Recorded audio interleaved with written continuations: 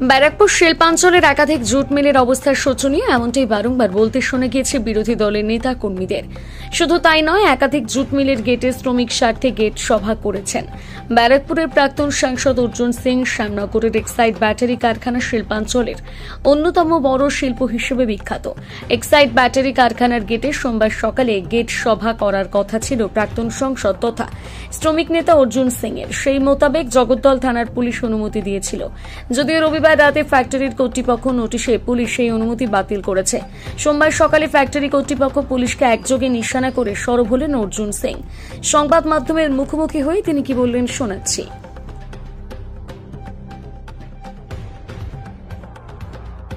ব্যানার্জি এখন ফাসিস্টবাদী রাজনীতির নায়ক হয়েছে। উনাকে ওনার যদি পছন্দ না হয়, কোনো গণতান্ত্রিক পদ্ধতিতে কোনো মানুষ কোনো আন্দোলন করতে পারবে না। আপনি দেখেছেন একজন শিক্ষিত মেয়ে ল করছে, আগামী দিনে অ্যাডভোকেট হবে, তাকে কিভাবে বলাৎকার করা হলো, কারা করলো? তৃণমূল কংগ্রেসের নেতারা, যাকে মমতা ব্যানার্জি ভাইপো সঙ্গে নিয়ে ঘুরে বেড়ায়। সেম ইন্ডাস্ট্রিয়াল পলিসিতে সারা বাংলায় জুট মিল হোক, অন্য কারখানাগুলো হোক, যেটা চলছে, ম্যাক্সিমামটাই বন্ধ হয়ে গেছে, যেটা চলছে সেখানে কন্ট্রাক্টর রাজ চালু হয়েছে।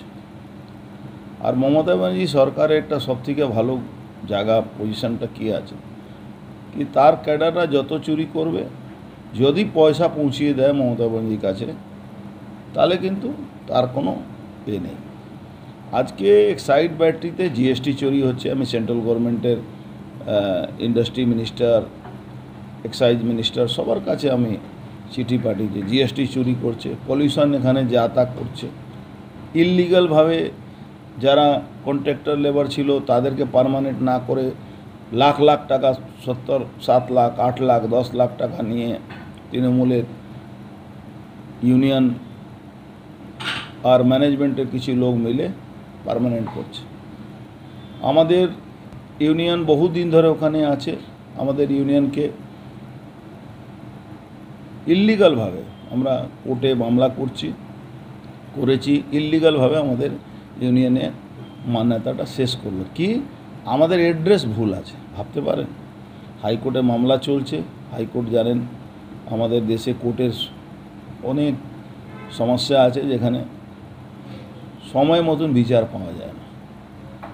তারপরে অন্য একটা ইউনিয়ন আছে, যে ইউনিয়নটা ওখানকার শ্রমিকরা ইউনিয়নের জমা করলো, তাকে ইললিগালভাবে আপনি ইউনিয়ন যে রেজিস্টার্ড ইউনিয়ন আছেন তাকে আপনার মানতে বাধ্য আছে, কিন্তু পশ্চিমবাংলার কোনো আইন মানা যায় না।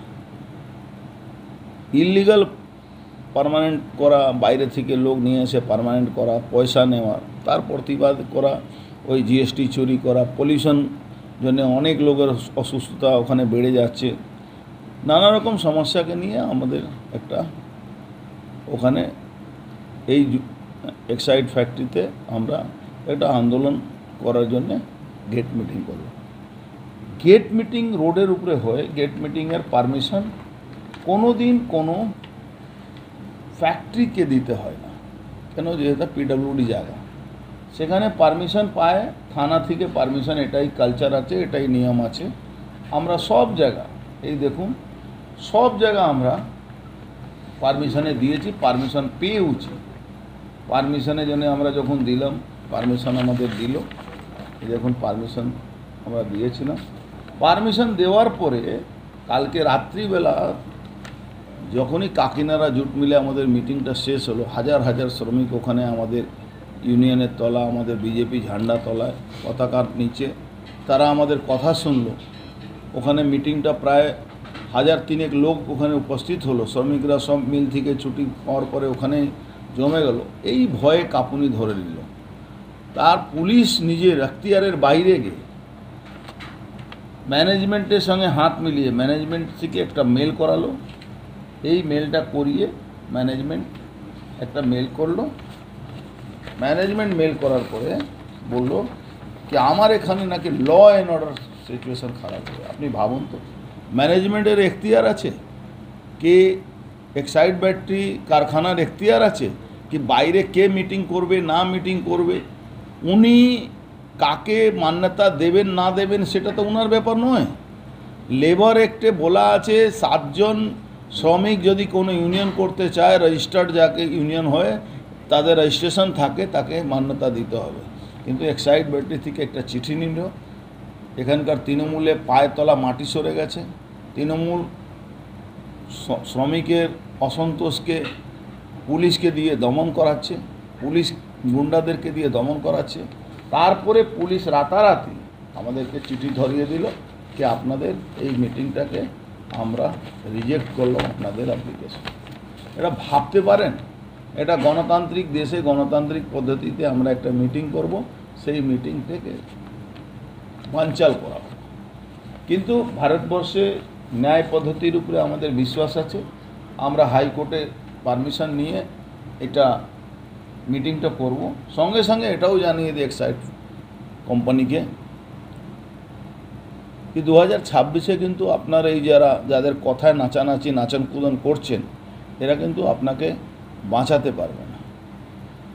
আপনি ইল্লিগালি এখানে পলিউশন এই এলাকার মধ্যে ছড়াচ্ছেন, আপনি জিএসটি চুরি করছেন, আপনি নানা রকম দুর্নীতির সঙ্গে যুক্ত আছেন, আর তৃণমূলের ইউনিয়নের সঙ্গে হাতে হাত মিলিয়ে আপনি এই দুর্নীতিগুলো করছেন। আমরা হাইকোর্টে মামলা করে, যেরকম আমাদের 100 লোকের চাকরি আপনি খেয়ে নিয়েছিলেন, আমরা হাইকোর্ট থেকে অর্ডার করিয়ে চাকরিতে এসেছিলাম। আমরা আপনার যত দুর্নীতি আছে সবটাই হাইকোর্টে নিয়ে যাব। আমরা সব ইন্ডাস্ট্রি মিনিস্টার থেকে, পলিউশন মিনিস্টার থেকে আমরা প্রধানমন্ত্রীকেও জানিয়েছি কি যেভাবে এখানে এক্সাইড ব্যাটারি পলিউশন এখানে ছড়িয়ে দিচ্ছে, সেটাকে ইমিডিয়েট স্টেপ নেওয়া দরকার আছে, নালে ভোপাল গ্যাস কাণ্ডের মতন একটা বড় অঘটন এখানে ঘটবে। তৃণমূলের যারা এখানে ইউনিয়ন বা তৃণমূলের সরকার যারা আছে, তারা পয়সা দিলে তারা নিজেও বিষ খেতে রাজি আছে, পয়সা পেলেই হলো। তার জন্যে এরা দেখছে শ্রমিক প্রতিবাদ করছে, শ্রমিক আওয়াজ তুলছে, তার জন্য এরা এইটা ক্যান্সেল করালো। যে পুলিশ আপনাকে অনুমতি দিল সভা করার, তারপরে কোনো চুক্তিতে